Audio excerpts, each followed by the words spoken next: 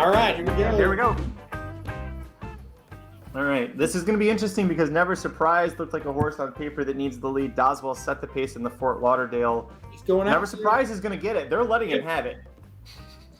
Four jockeys all looked right and watched him go over. Yep. If you were worried about him losing ground, he will not lose ground.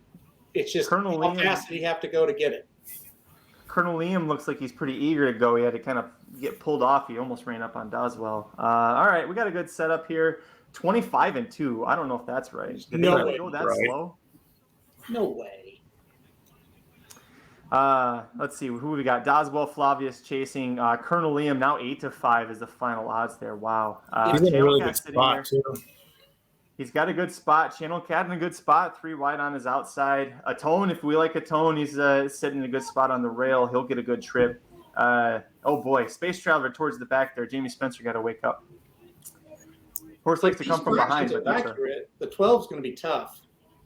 49 and basically 49-2 there. Yeah, Space Traveler's not doing shit.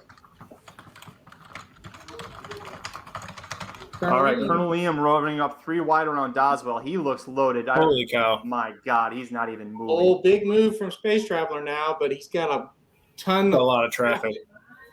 Oh, he needs that. He needs the rail like. Oh, he needs this to be Del Mar. He can't get him anywhere. God. No, he can't. The Tone's got a shot, but they're not going to be Colonel Liam fighting with Never Surprised. We could have a Pletcher 1-2 once again, second straight year in the Pegasus World Cup Turf. Look at Space Traveler. Field pass. Space Traveler moving hard. My goodness. Oh, this is going to hurt. Oh, that hurts. Oh, Space Traveler was so good in that race. Wow. Yeah, see, even Michael's daughter, John, is happy about that. Wow. Let me go assist with that real quick. Yeah, go right ahead. Go right ahead, Michael. I understand. Aaron, that was, first of all, Colonel Liam off the bench. At the last time we saw him, looked like dog shit, and then comes out and, I mean, he had to fight for it. It's not easy for a horse off of that kind of layoff to fight a stablemate who got an easy lead. If those fractions are correct, that was pedestrian. Really impressive effort. What'd you think?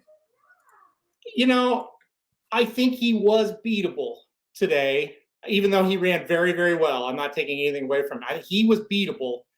The problem was the horse that could beat him didn't get the trip. The one got an awful trip. He was flying. He probably was the best. Really good effort from the 2, but not quite good enough. That's the only thing you can say about the 2. He had a shot. He wasn't quite good enough. I thought the 12 ran fantastic. But, yeah, I think Colonel Liam was beatable. Just couldn't get the trip for the horse that could do it. And then the other horse we thought could at a big price ran well. You can't say a Tone didn't run well. He just wasn't quite good enough when it mattered. So good race. Pat Colonel Liam on the back. Good race for him. And Magic's muted. There you go, Magic. Sorry. I was typing. You know how loud I can type sometimes. Hats off to the Pletcher crew. Every horse that they've had has just been running so well. Is this 5 wins for him now? And we've still got Life is Good to go. Mm-hmm. And as Nick Feldman said in the chat there, Colonel Liam into Life is Good is paying 8-1. We could regret this. We could regret this. You know, I had a feeling this could happen. I still think we played. I don't think that was like a top effort from that. We didn't handicap it poorly. Well, no. The 1 was 3rd, the 2 was 4th, the 12 got out to the lead that we didn't quite think he's going to get out to, but we knew that horse had a shot, and just Colonel Liam was better again. So, tip of the hat. Well, the trifecta wheel from the Live Bankroll article was 1-2 over 6-12. I know. So you were right there. You and Jared were right there too with the horses that were going to run huge at the odds. Like you said, I think that Colonel Liam was vulnerable. This was a spot to beat him. You're not beating him next out and then whatever the next race is he goes to.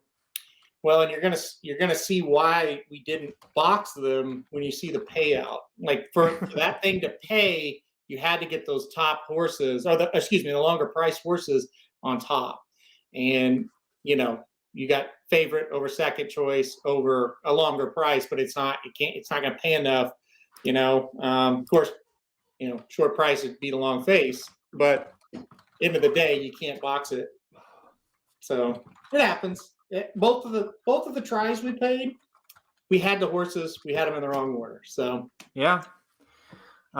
Listen, that you guys take good swings with your try plays and those things too. It's someone I don't really play tries, so I have fun seeing how you do it and kind of thinking the psychology of how you might have gotten there on that one. Didn't pay out in this one, but any other thoughts you want to go over from this race? I know it's pretty fresh, but there is a lot of other action going on because now we've hit the 2:00/5 o'clock hour.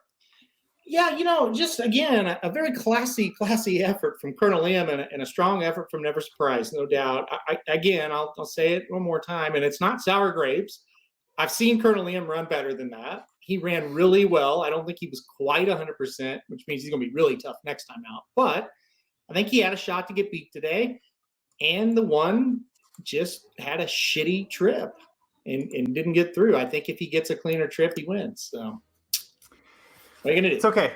Listen, and Nick brings up a good point too that sometimes you just kind of have to deal with is that a tone goes off 9-1 off a 20-1 morning line because at 9-1 he wouldn't have played a tone so strongly, but especially once you're in like your multis, once you're deep in them, you're kind of your hand is forced. So it happens. That's the downside, I guess, to having a pari-mutuel game, right, Aaron? Is that it's good, but then it can be bad.